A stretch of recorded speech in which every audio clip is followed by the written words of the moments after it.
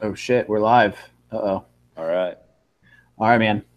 Uh Dude, first of all, thanks for taking time out of your day to join me. I know you're you were kind of hectic the last couple weeks. So Oh yeah. have things slowed down for you, or you just like today you just got a break today? Yeah, slow down a little bit. Usually the week after Loretta's, we kind of take an easy week, take off from riding a little bit, but she'll pick back up next week. We'll get ready for the next one. Yeah, exactly. Just rinse and repeat. Yep. Um, yeah, man. So kind of go into how you got into the sport, because I know you rode a little bit, but were you Yep. here? You were here in Florida before you moved out to California, right? Yeah, that's where my career started, was in Florida. I'm originally from Indiana. That's where I grew up racing. I started riding dirt bikes around sixth grade, and then raced during middle school and high school. Um, I raced Loretta's in A class my last year racing, and then started college. So then I had to stop racing. But um, Yeah. yep, Man, that's crazy. So you started when you were what, 11, like 12 probably. I 12? didn't ride a dirt bike till I was 12 or so. So got a And then late you start, qual but yeah, but you qualified for Loretta's on an A class. yep. Damn, dude. Okay. All right. That's pretty good. I mean, I started wow,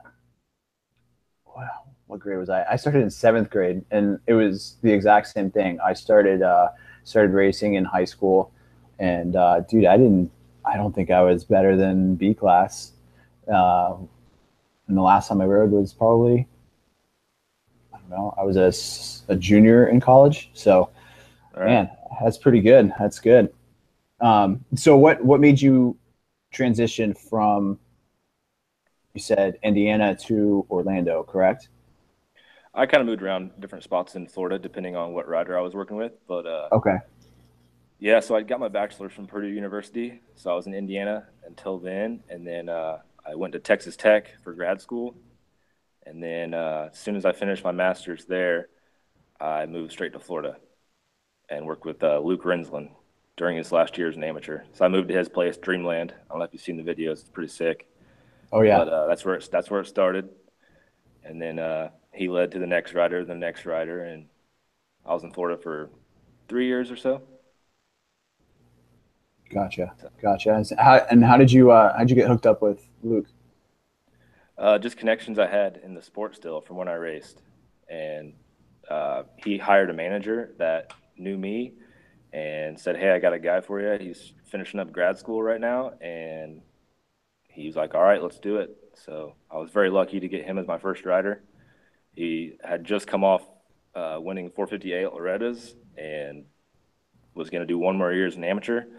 So I was the perfect rider for me to start with.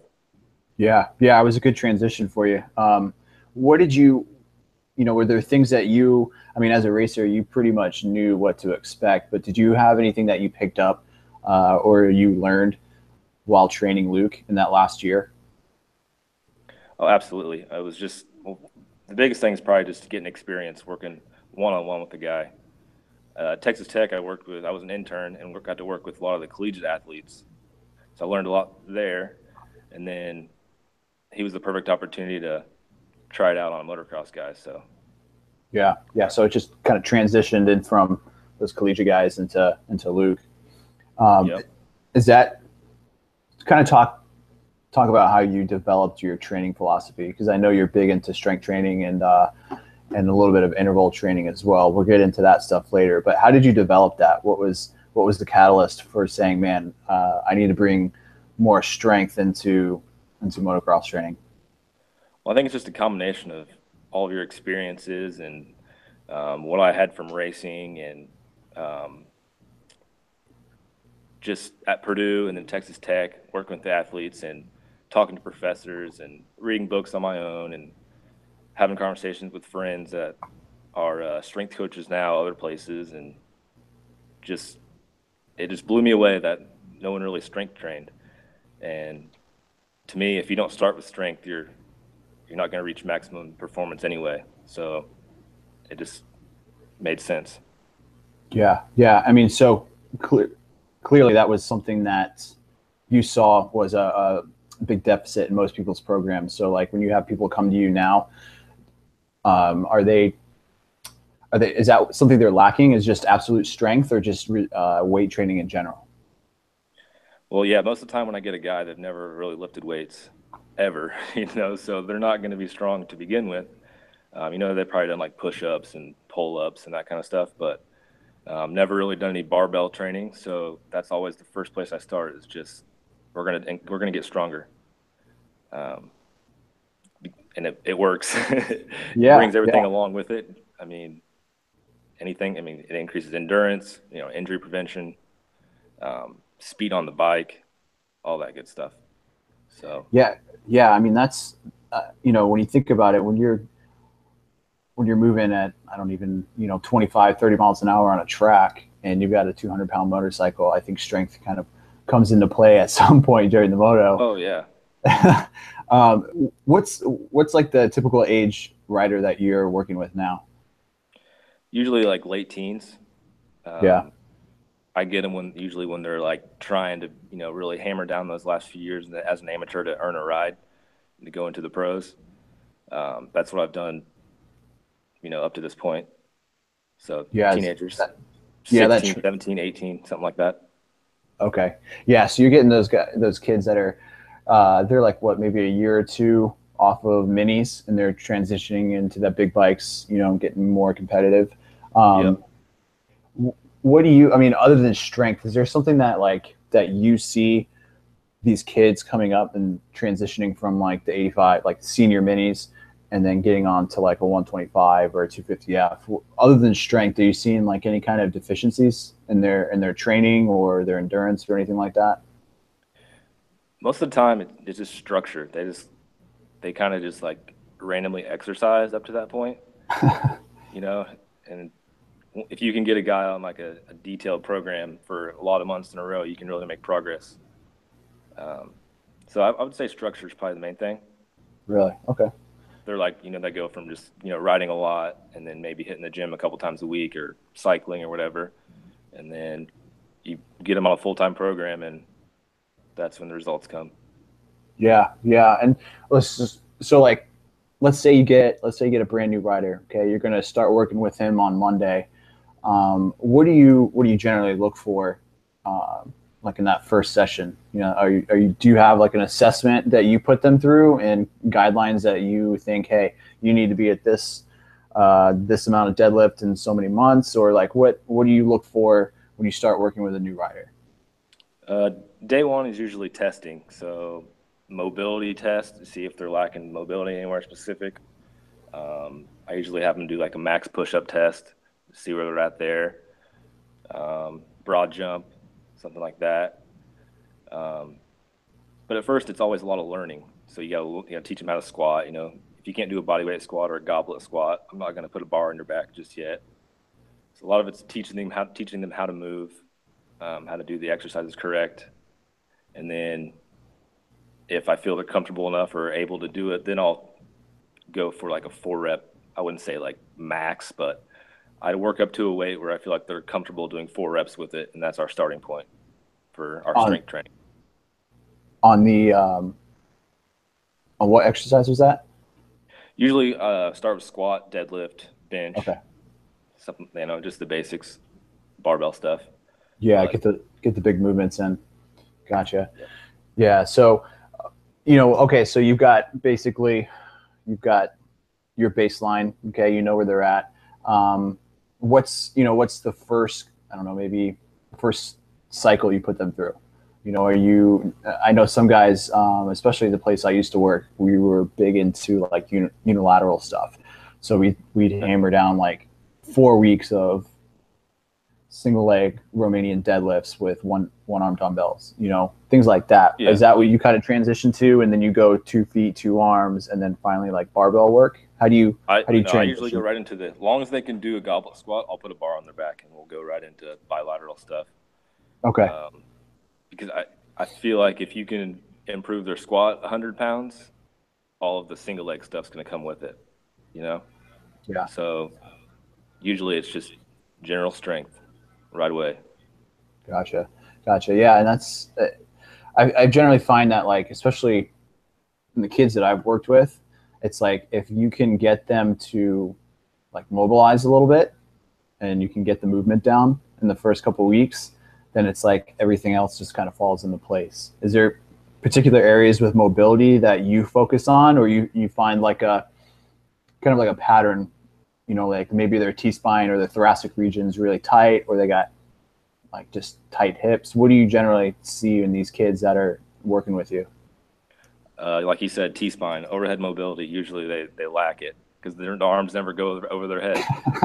Yeah, So um, you got to teach them how to align their spine in the first place, and then test them to see if they're able to get their arms overhead in a good position. And then, yeah, I'd say uh, quads might be an area where they're tight. They spend a lot of time in flexion, sitting on the bike. Um, Calf mobility is huge. Ankle mobility, got to have the proper dorsiflexion before we're yep. doing all the squats and all that good stuff. Yeah, definitely. Um, Yeah.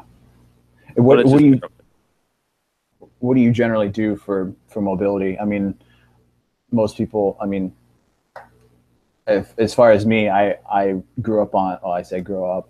I started getting into that with mobility wad, Kelly Starrett. You know, so like yep, trigger pointing and then kind of going into your stretches after that. Is that kind of like what you're doing? yeah, a little bit. I think the whole supple leopard thing is kind of taken to the extreme with the foam rolling. We do foam roll a little bit when they come into lift, just like 10 minutes max. Just hit some key areas. Now, if a guy like is coming off an injury, like I just had a guy last year who um, couldn't move his knee through like 90 degrees of flexion, like it was stuck there.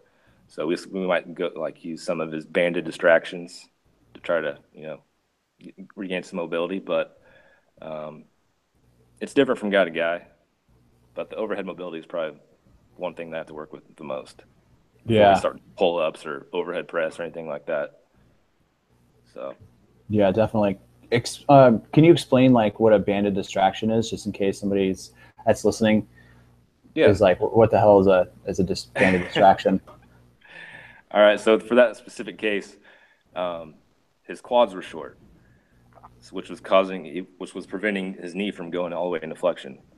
So we would do a kneeling quad pull, but then add in an elastic band that goes from behind the hip to the squat rack or whatever you want to anchor it to. And basically, it just takes the head of the femur and pulls it to the front of the joint capsule, which maximizes hip extension and then just gives you a little bit more of an intense stretch, I would say. Yeah, So it's all about joint capsule, basically. yeah, it's just like almost like a rubber band, and like on the ends, I feel like it's a little bit looser, but then in the middle of that rubber band, it's definitely like tighter. But that banded distraction helps you pull everything out a little bit more. So Yeah, that's you can really get in there nice and deep and get hit some tissue that's not normally stretched out. absolutely. Yeah. What have you heard of Cal Dietz?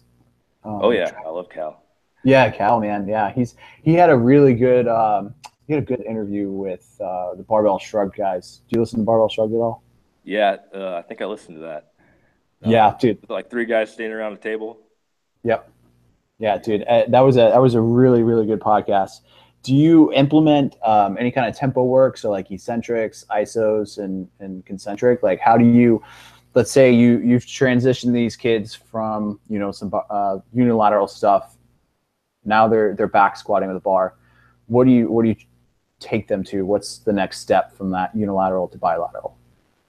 Yeah, from Cal, I'm really thinking that the eccentric stuff is going to be big here pretty soon. I mean, that's something you use later on in a guy's career. I would say you don't use that right away. You don't need to. Um, One thing that I have used is the AFSM. Have you seen his method about that? About light weights moving really fast? Is that like the oscillations where you're like Kind of, kind of but going up and down? yeah. So like a quarter squat or bench press at like 30% of your max for 30. It's a time set instead of uh, our prescribed number of reps. So 30 Yes. seconds with, a really lightweight, pushing and pulling it as fast as you can. Yes. I have Yes. used that and got some good results with that. I really like that. Okay. Yeah. Kind of. Okay. So go into that a little bit. What do you're starting these kids out with like lightweight? It's not necessarily repetitions, more so timed. Um, what's the whole idea behind that? Well, it's just about the amount of work that you can perform in that given time period. So, just for an example, one of the kids I worked with last year, he was able to bench press 95 pounds. I want to say somewhere like 39 times in 30 seconds, just like Yeah. pushing and pulling as fast as you can. That was like the most I got him to. The first day we did it, he did first set 30 seconds. I think he got like 25 reps, and then second set he got like 22, and then he couldn't even finish the third set. Like by like 20 seconds, he couldn't press it anymore. But Yeah. then Yeah. 3 weeks later, he can do 3 sets of 39 reps in 30 seconds. So it's an How many endurance, weeks later? like 39 reps in 30 seconds, three sets. Wow, man. Yeah. Yeah, that was. I saw a little bit of that. I can't remember when that was, but it was basically looking at like the difference between like marathon runners and sprinters, and so he was doing like a rear foot elevated lunge Mm-hmm. or squat, and so the sprinters, since they're going through like more of a range of motion in their hip and their knee, they would go deeper into that squat, and then they would just oscillate, lower in that range of motion. But the guys that were doing the long distance would go a little bit higher, and Mm-hmm. yeah, he said he got crazy, just insane results just from going lighter, but looking at the amount of work that you were doing over a given time. Do Yeah. you do you see that the recovery is it's not like eccentrics where it's just going to tear you down? I mean, are you getting like super super sore from this where you can kind of do this maybe once a week, or how many days a week are you doing this? Yeah. The first time you do it, you're going to be sore just because it's a lot of volume. Yeah.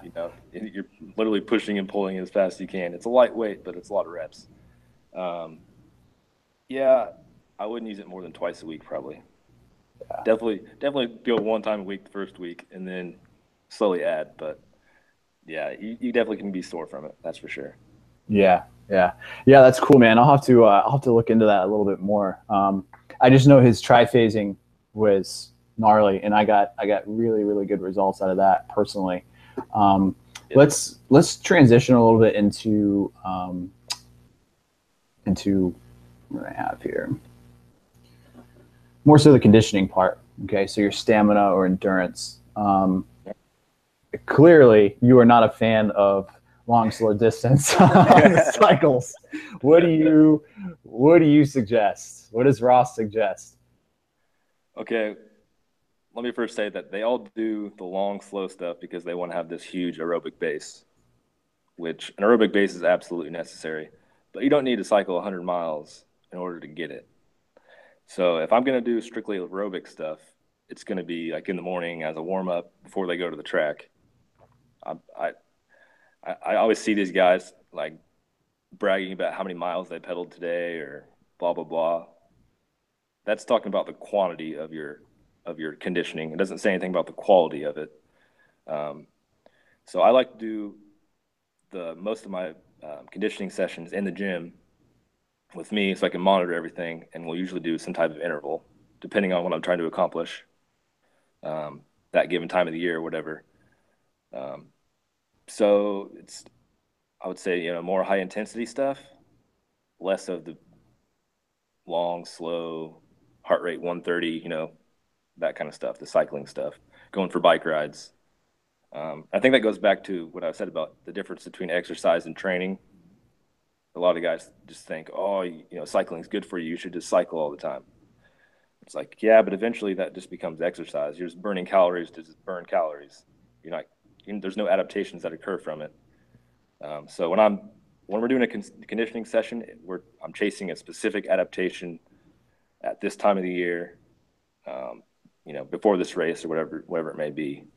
But Yeah, yeah, yeah. it, It's It's all structured. I'll say that. Yeah, yeah, exactly. I mean, it's it, it just blows me away how, like how small this community or this group of professionals are, and it's like if they get hooked on one thing, and it doesn't even have to be a training concept, it can be a product or a brand, but it's if somebody popular is hooked on it, they're all Yep, it's like that's the standard, you have to do that. And it's like, no, that's not how it absolutely. works. It's not. There's other ways to do things. um, Yep. and that's kind of a good transition. So, I mean, obviously, you don't have to give away the secret sauce here, but when you're taking kids to Loretta's, okay, how many weeks out are you planning, and then what, or more so, months are you planning out? But your conditioning piece, so like your anaerobic work, are you is it similar to your strength training where you're going from maybe more volume into less volume but way more intense? Kind of walk us through, like, let's say 3 months out from Loretta's, what are you doing? All right. Well, I always start with, aerobic stuff. Now that could be aerobic intervals where it's like right up to your anaerobic threshold, you know. Um, and then I like to transition more towards where it's like an intense sprint for a short time with a longer rest period. And then to wrap it all up towards really close to Loretta's, it would be like an intense sprint with a short rest, repeated, so your heart rate's up there for a long time, never gets a chance to really come back down. So that would probably be the most intense, the most difficult to do. Yeah. Um, as far as the conditioning goes. The strength stuff, we always start with maximum strength and then transition towards endurance. So start with heavy weight, low reps, transition to lighter weight, a lot of reps.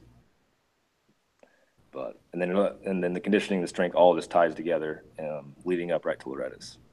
Yeah. So, and then you add in the on bike conditioning into that, and you can make some really good progress. So just so I'm like making sure I'm grasping this, you Yeah. are you're going from heavy, and I'm talking strength training here. So you're talking heavy, and as you get closer to the event, you're actually going lighter with more volume.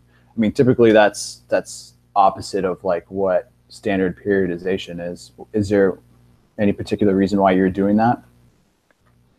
Well, moto is obviously an endurance sport, um, so you could say your focus should be endurance, but strength is the foundation of endurance. So we're going to get a guy strong, right away. Let's get strong, and then we're going to use that strength to maximize the endurance. If you did it the other way around, like a linear periodization where you're starting with high reps and working to low, they're focusing on hypertrophy first, and then like working towards maximum strength or power, um, which may be good for like an Olympic sport, like football or something like that. Um, but for me, I think especially Loretta's, the long motos, it's hot, it's rough. The endurance has to be there, or a guy will fade for sure. So, strength first, transition to endurance or power endurance. Yeah, yeah, definitely. I would assume you use a lot of plyometrics. Do you do you kind of do you more so incorporate those towards the end of the programming, like closer to the event, so you can have less, I guess, I'm trying to say here, just more so it kind of ties into the anaerobic portion towards, like I said, the event. So you're letting all the weight off, and now you're just moving quick, trying to get some volume in. Yeah, I don't not real big on plyos, just because when I get a guy, they're just not very strong. So if you're going to get strong, rate of force development and power comes along with that. Now, if I had a guy for a couple years, then eventually you have to work on plyos or um, that sort of stuff. But if I was going to use something like that, it would probably be something like in the warm up before we lift. Just kind of get things firing, getting ready for it. Yeah. Or like Cal Yeah. Dietz does, use a heavy single on a squat and then do like, a jump or something like that. Yeah. Yeah. Yeah. Definitely. Yeah. So what, like, let's say you're on a desert island and you have a heavy log just to train. You've got a heavy log and a dirt bike and a track. How are Yeah. you going to train? Like bare Ooh, essentials. that's tough. Um, Probably just like work capacity stuff. Just like putting that log on you and walking a while, get on your back. Um, Obviously not going to be able to really maximize strength because the log's not going to get heavier. But you can make some endurance gains and stuff. Yeah. But having a bike and a track would be huge. Yeah, exactly. Yeah, you might not be so deserted after all. Um, so let's say let's kind of transition into like more so the weekend warrior. All right. Um, what would you suggest? Like top three things for a weekend warrior. Let's say they have a limited amount of time. Um, they're obviously riding like maybe 3-4 times a month. What Yep. would you suggest for those guys? Number one, ride as much as you can. Definitely. I know that not everybody has time, but you have to ride as much as possible because without that, I mean, you can be a beast in the gym or on a road bike, but if you want to never ride a dirt bike, you're not going to have the conditioning or the work capacity on the bike to be able to perform. So number one is always ride as much as possible, even if it's like around your yard, like doing figure eights or something. Like Yeah. try to be on the bike a lot. Um, Number two, I would probably say conditioning. Um, Intervals would be the best bang for your buck. It doesn't take very long. You get in, get out, um, as opposed to being able to go for like a 2 hour bike ride or whatever. 30 minutes of intervals will get the job done. Could be easy. Let's see. I'd say number three would just be consistency. Whatever you can consistently do week after week, you're going to be able to make improvements at. So if that's being able to work out 3 times a week, then just keep on that rather than randomly working out a day here and then maybe two next week and whatever it may be. Just be consistent with something. Yeah. That's how you're gonna make improvements. Yeah. So basically, just ride as much as you can, intervals for conditioning, and then just stay consistent. Yep. I mean that's pretty much what it boils down to. Yep. I feel like even at a higher level, it's like okay, you just extrapolate, what they need and at that higher level, and it's obviously going to be a little bit more in depth, but it's the same thing.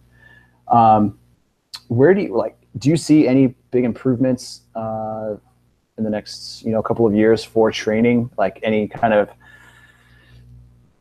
like trends that you see, like maybe with Cal Dietz or like technology wise, like being able to track heart rates or anything like that? What do you see, you know, next big thing for training? I think we're going in the right direction. I think strength training is gonna get more popular as more educated coaches come into the sport.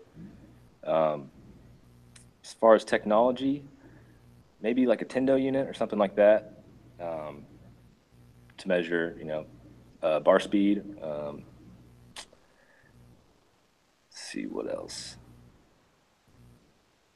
I know I don't know. there's oh, I forgot the name of it. I forgot what they call it, but it's basically just it'll basically it's like similar to heart rate variability, and it'll test like whether your nervous system's fried out or like maybe you should kind of take things down a notch in this training session and wait maybe a day or two. Um, Yep. is that do you, I feel like that technology is going to be obviously more readily available, but do you think that's being utilized a lot in our sport, or is it just kind of like okay, whatever Alden Baker says, let's do it? Well, that's the main thing. Whatever Alton's doing, you have to do that. Yeah, Yeah, I've seen some little gadgets. I've seen Zach Osborne has one. He like put on your finger and it's supposed to measure some stuff. Um, Resting heart rate's always one that people like to use. If your heart rate's elevated today, don't go hard. But if your heart rate's Yeah. elevated, you got more problems than taking a day off. Yeah. But Yeah. Exactly. yeah, Yeah. You better better check some things out there. What but do I'd you? say for the trends, I think people are going to start lifting weights. They're going to stop being afraid of lifting weights causing arm pump, and they're going to see that like you have to be able to compete. Carmichael started the whole training trend where if you don't train, you're not going to win. I think now it's getting to the point where everybody cycles and has pretty good conditioning. It's going to come down to who's all around the strong, not the strongest, but um, has the whole package, not just being a great cyclist. I think uh, I think Jeremy Martin's kind of figuring that out right now. When he won his championships, I think all he did was cycle. But now guys like Cianciarillo, he's starting to get in the gym. Um, I think Roxon was huge. He pretty much said that Alden didn't know what he was doing in the gym, and he started working with Peter Park, who had him lift weights actually, and then you saw what a beast that Roxon turned into. Um, but just stuff like that, guys like you getting information out there. You Yeah. know, Yeah. that's one thing that I struggle with is you hear a lot of these concepts and myths that go around the sport, like lifting weights gives you arm pump, that just continue to go around because no one is saying, hey, that's not the case. That there's no like justification for that.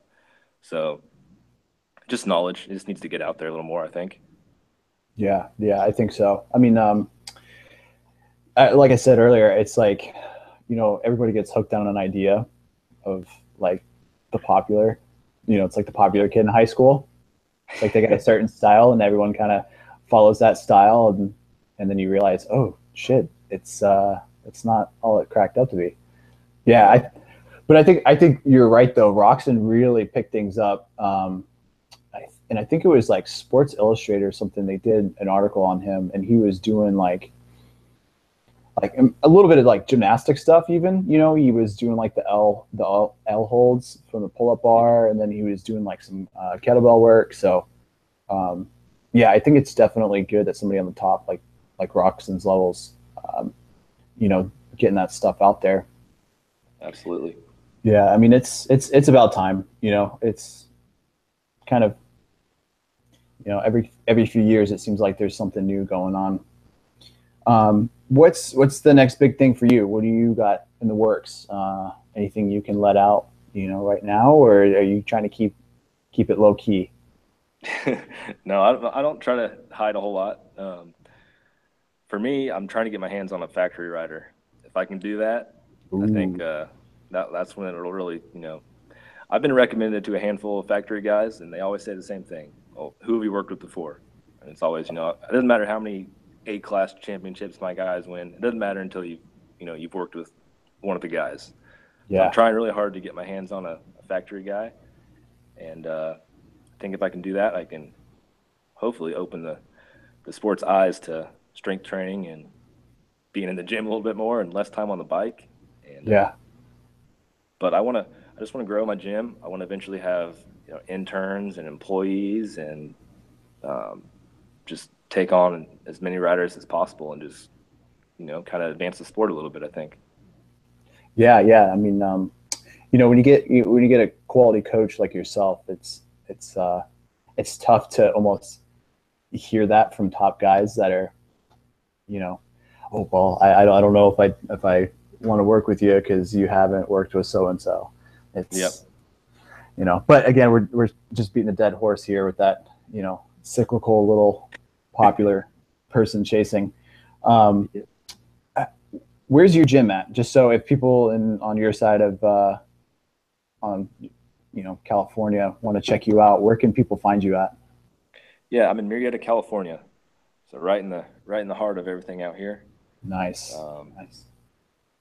all the tracks are out here. All if you're a pro, you come to California at some point in Yeah, your career, whether it's just to test suspension or Glen Helen or whatever it is. So that's why I decided to put my gym here, and that's where I am. But yeah, as far as like social media, my Instagram is Munzer_strength, and that's probably the best way to check out my stuff, my philosophy, and what I have to say. I know I probably come across as arrogant sometimes, but it's just very frustrating. No, man, that's good. That's good. It lets people know that you're passionate about something, and you're gonna, not let some kind of myths and hearsay kind of take over the training of this sport. Ross, man, I appreciate you taking time out of your day No to problem. chit chat with me. Maybe we'll do a round two sometime. And Absolutely. yeah, next time I want to try and get out to California here again soon. I got some family out there, but they're closer to LA, so I'll have to see about getting down to Marietta. Yeah, But come get a lift in. dude, thanks again, man. No Yeah, problem. definitely. That would be awesome. Cool, man. Yeah, I'll All right. talk to you soon. All Sounds right. good, Sean. See ya. See ya.